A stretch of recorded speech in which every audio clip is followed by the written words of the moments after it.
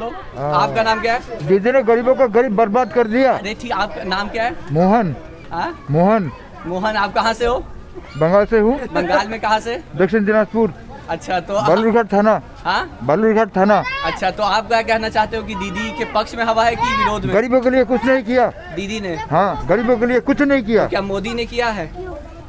मोदी जी ने तो करने का मौका नहीं मिला। नमस्कार दोस्तों, वीडियो क्लिप देख के आप ये तो समझ गए होंगे कि आज के बंगाल एक्सप्रेस के इस संस्करण में हम लोग किस सफर पे निकल रहे हैं। आज की हम लोगों का सफर है बंगाल के विकास की यात्रा। खास तौर से पिछले 10 सालों का वो समय, वो काल जिस समय में टीएमसी की सरकार वहां पे रही है। तो आज के इस वीडियो से हम लोग यहां पे समझने का और जानने का प्रयास करेंगे कि पिछले 10 साल की सरकार ने बंगाल में कितना काम किया है और कितना काम करने में वो सफल रहे हैं।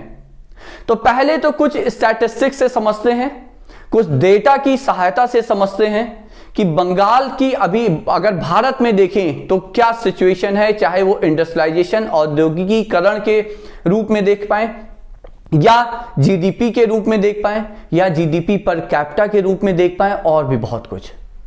तो चलिए शुरू करते हैं आज का अपना सफर। तो देखिए दोस्तों, शुरुआत करते हैं सबसे पहले जो सबसे कॉमन टर्म है जो किसी भी देश की या राज्य की अर्थव्यवस्था को बताता है, समझाता है बहुत ही सिंपल टर्म में। वो 2-3 जो सबसे कॉमन टर्म है वो जीडीपी है, जीडीपी पर कैपिटा है, इंडस्ट्रियल आउटपुट है और एचडीआई है। तो चलिए शुरू करते हैं। अगर हम जीडीपी के रूप में देखें तो भारत की अर्थव्यवस्था में जो बंगाल के जीडीपी का कंट्रीब्यूशन है उसमें उसकी जो रैंक है वो 6ठी है। तो 5 उसके राज्य ऊपर कौन कौन से हैं? तो महाराष्ट्र है, गुजरात है, तमिलनाडु है, कर्नाटक है और खास बात यह है कि यूपी भी है। और उसके बाद 6ठी रैंक पे वेस्ट बंगाल आता है। तो यहां पे लेकिन एक सत्य यह भी है दोस्तों कि यूपी की जनसंख्या बहुत ज्यादा है। बंगाल की जनसंख्या का आसपास अनुमान 10 करोड़ है और यूपी में आसपास 23 करोड़ है। तो लगभग 2.5 गुने की जनता है। जितना बड़ा जनसंख्या आपकी जनसंख्या राज्य की होगी तो उतना जीडीपी अपने आप बढ़ता भी है। तो एक तो ये बिंदु हो गया। लेकिन जो थोड़ी सी आपको रियलिस्टिक पिक्चर, जो असली तस्वीर जो आपको जो थोड़ा बहुत देगा वो यहां पे जीडीपी पर कैपिटा देता है दोस्तों। तो अगर जीडीपी पर कैपिटा के रूप में देखें तो बंगाल का जो रैंक है वो 23वीं रैंक है। मतलब अगर पर हेड आप देखें तो जीडीपी पर कैपिटा यहां पे एक बेहतर इंडेक्स माना जाता है, क्योंकि ये जनसंख्या पर आधारित नहीं होता है।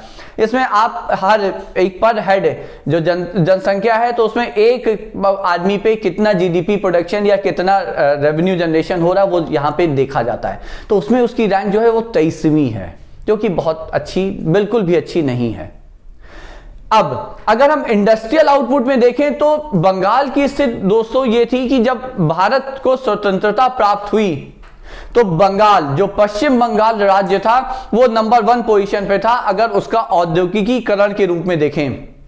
लेकिन धीरे धीरे गिरते गिरते आज उसकी स्थिति 5वें पायदान पे है। इवन अगर हम नंबर ऑफ इंडस्ट्रीज, मतलब कितने उद्योग हैं किसी राज्य में, अगर वो देखें तो आज उसके पास यूपी से भी, उत्तर प्रदेश से भी कम संख्या में उद्योग हैं बंगाल में। और स्थिति ज्यादा तब खराब हुई जब वहां पे लेफ्ट की सरकार बनी। उसके बाद तो औद्योगिकीकरण ऑलमोस्ट रुक गया। हाँ, बुद्धदेव भट्टाचार्य जी जब आपके मुख्यमंत्री बनते हैं बंगाल के 2000 के आसपास, तो उन्होंने उसको बदलने का प्रयास किया। खास तौर से 2006 के इलेक्शन जीतने के बाद उन्हें दिख गया था कि अगर आपको वहां पे गरीबी दूर करनी है, अगर आपको बेरोजगारी दूर करनी है, तो आपको उद्योग चाहिए और बड़े बड़े उद्योग चाहिए। तो टाटा नैनो का प्रोजेक्ट, एक जिंदल स्टील का प्रोजेक्ट, भारत का सबसे बड़ा इंटीग्रेटेड स्टील प्लांट का प्रोजेक्ट, बहुत सारे प्रोजेक्ट वो लेके आए। शुरू नहीं हो पाए एक भी प्रोजेक्ट। क्यों? टाटा नैनो आपको याद हो सिंगूर का वो बड़ा धरना प्रदर्शन, और उससे सबसे बड़ी बात नंदीग्राम का वो मैसा के जिसे कहते हैं, जहां पे कहा गया कि पुलिस ने गोली चलाई। वो बात अलग है कि बाद में सीबीआई जांच में ये आया कि पुलिस ने गोली नहीं चलाई थी। लेकिन उस नंदीग्राम 2007 के उस धरना प्रदर्शन, विरोध और इस हत्याकांड के बाद 2011 में सरकार भी गिर जाती है और स्वयं मुख्यमंत्री अपनी विधानसभा सीट भी हार जाते हैं और 16,000 के ज्यादा से मार्जिन से हारते। वो सीट जादवपुर की, वो विधानसभा सीट जो पिछले 24 साल से वो जीतते आ रहे थे। और उसके बाद तो औद्योगिकीकरण पे आप वापस से मान लीजिए वहां विराम लग गया। क्यों? क्योंकि उस प्रोटेस्ट धरना प्रदर्शन को लीड किया था ममता बनर्जी ने। तो जब उन्होंने लीड किया था, जब वो वापस आती हैं तो फिर कैसे वो वहीं पे लैंड एक्विजिशन जो मुद्दा था, आपको अगर बड़ा उद्योग लगाना है तो आपको फिर जमीन एक्वायर करनी होगी। उसमें फिर जिस बिंदु पे वो जीती थी तो उसके विरोध वो जा नहीं सकी। तो वापस से जब वो हार जाते हैं तो औद्योगिकरण वापस से वहां पे लगभग रुक सा जाता है। तो ये इंडस्ट्रीज का हाल है। अब आते हैं एक और इंडेक्स, ह्यूमन डेवलपमेंट इंडेक्स कहते हैं। उसमें देखें तो बंगाल की स्थिति तो और भी खराब है दोस्तों। भारत में अगर उसकी रैंक देखें तो 28वीं रैंक है और मात्र 2 ही 3 जैसे बिहार, यूपी, उत्तराखंड 2-3 ऐसे राज्य हैं जो उनसे नीचे हैं। तो ये बंगाल की हालत है जिसमें आप ये मानिए कोई बहुत खास सुधार आया नहीं है पिछले 10 साल में। लेकिन ये सिर्फ एक मोटे मोटे स्टैटिस्टिक्स या स्टैटिस्टिकल डेटा हैं। असली जमीनी हकीकत क्या? तो असली जमीनी हकीकत के लिए फिर हम लोगों ने जिन बंगाली भाइयों से बात की, उनके विचार आप सुन लीजिए, जहां पे ये प्रश्न किया गया कि पिछले 10 साल की सरकार ने क्या किया, क्या विकास हुआ, उन्होंने क्या काम किया। तो वो जो ऑडियो क्लिप या वीडियो क्लिप जो भी हम बना पाए, वहां पे फिर आपको खुद पता चल जाएगा कि वहां पे हकीकत में जमीनी स्तर पे कितना काम बंगाल में हुआ है। तो आइए उसके देखिए, सुनिए और फिर आप खुद वहां पे निर्णय लें कि पिछले 10 साल की सरकार ने वहां पे कितना काम किया है। 10 साल की जो दीदी की सरकार है, वहां से आपको कोई लाभ मिला है? वहां पे मतलब आपके गांव में, आपके परिवार को नहीं है, आसपास के परिवारों में? हाँ मिला, कुछ मिला है। जैसे वगैरह वगैरह मिला, लैट्रिन बाथरूम मिला। अरे वाह, चलिए लैट्रिन बाथरूम आपको दीदी की सरकार से मिला। हाँ। चलिए तो बहुत अच्छी बात है। और ये जो यहाँ ये मोदी सरकार है, इससे आपको कोई लाभ मिला वहां पे, यहाँ पे? हाँ, जो केंद्र सरकार, मोदी सरकार है, उससे कोई लाभ मिला है? नहीं अभी तक कुछ नहीं दिया। उससे कोई लाभ नहीं मिला। अच्छा आप बोलो, आपका नाम क्या है? दीदी ने गरीबों को गरीब बर्बाद कर दिया। अरे ठीक, आपका नाम क्या है? मोहन। मोहन। मोहन, आप कहाँ से हो? बंगाल से हूँ। बंगाल में कहाँ से? दक्षिण दिनाजपुर। अच्छा, तो बालूरघाट थाना। हाँ, बालूरघाट थाना। अच्छा, तो आप क्या कहना चाहते हो कि दीदी के पक्ष में हवा है कि विरोध में? गरीबों के लिए कुछ नहीं किया दीदी ने। हाँ, गरीबों के लिए कुछ नहीं किया। तो क्या मोदी ने किया है?